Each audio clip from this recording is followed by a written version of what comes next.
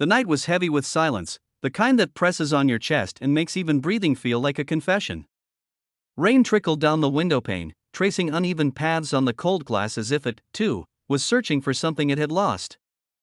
I remember staring at the phone in my hand, her name glowing faintly on the screen, Maya.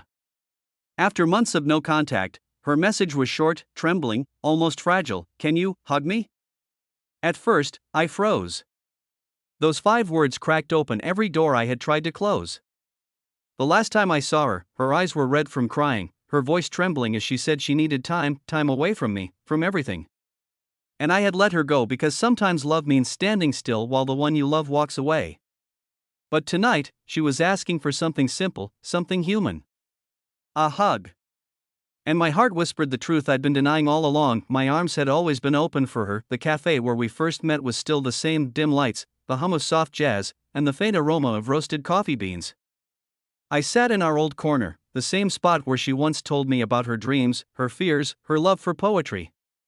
I had waited 15 minutes when I saw her walk in, soaked from the rain, clutching her bag like it was holding her together. "Maya," I whispered, barely audible. She looked up, and for a moment, time folded in on itself. The smile she gave wasn't one of joy, it was tired, broken, but real.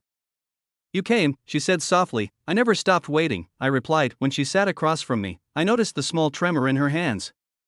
She wasn't wearing the bracelet I gave her 2 years ago, a simple silver chain that she once said made her feel safe.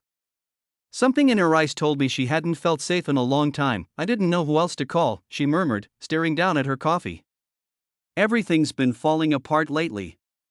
My job, my mom's health, my relationship with, well, him." She paused, her voice cracking.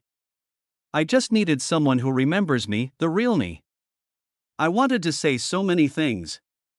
That I still remembered the sound of her laughter, how her nose crinkled when she smiled, how she believed in love like it was a religion. But instead, I just said, "You're not alone, Maya. You never were."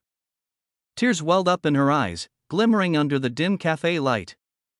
"I thought I broke you," she whispered. "You didn't," I said. "You just left a space no one else could fill." The silence that followed wasn't awkward, it was healing. The kind that wraps itself around two people who've been aching for closure, or maybe a new beginning. Then, without warning, she reached out, her fingers trembling as they brushed against mine. "Can you hug me?" she asked again, her voice softer this time, more like a plea than a question, and I didn't hesitate. I stood, moved to her side, and held her. Really held her, the kind of hug that tells someone they're home. She buried her face in my chest, her shoulders shaking as months of unshed tears finally escaped. I felt her pain in every breath she took, every heartbeat that pressed against mine. We didn't speak for a long time. We didn't need to. Sometimes love doesn't need words, it needs presence. The next few weeks passed like quiet miracles.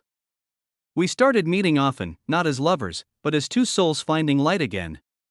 We walked in parks, watched sunsets, talked about life, not the past, but what could still be.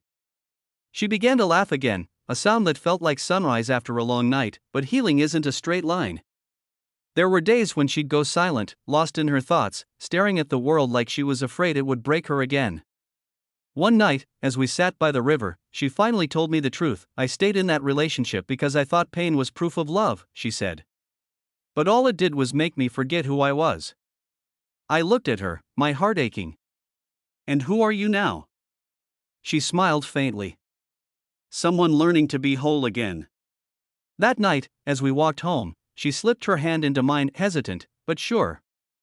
The city light shimmered on her face, and I realized she wasn't the same girl who had left me. She was stronger now, gentler with herself. Days turned into weeks, and one evening, she showed up at my doorstep again. The same look in her eyes, but different this time, full of warmth, not sorrow. "I wanted to thank you," she said, "for holding me when I couldn't hold myself." I smiled. "You don't have to thank me, Maya. My arms have always been open for you." She looked at me, tears glistening, but this time from happiness. "Then maybe it's time I stop running."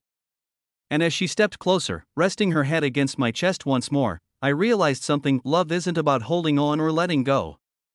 It's about being there when someone finally finds their way back, not because they need saving, but because they've learned to save themselves. The rain began to fall again, soft and rhythmic, like the universe was clapping quietly for our reunion. In that moment, we weren't the same broken souls who had once lost each other.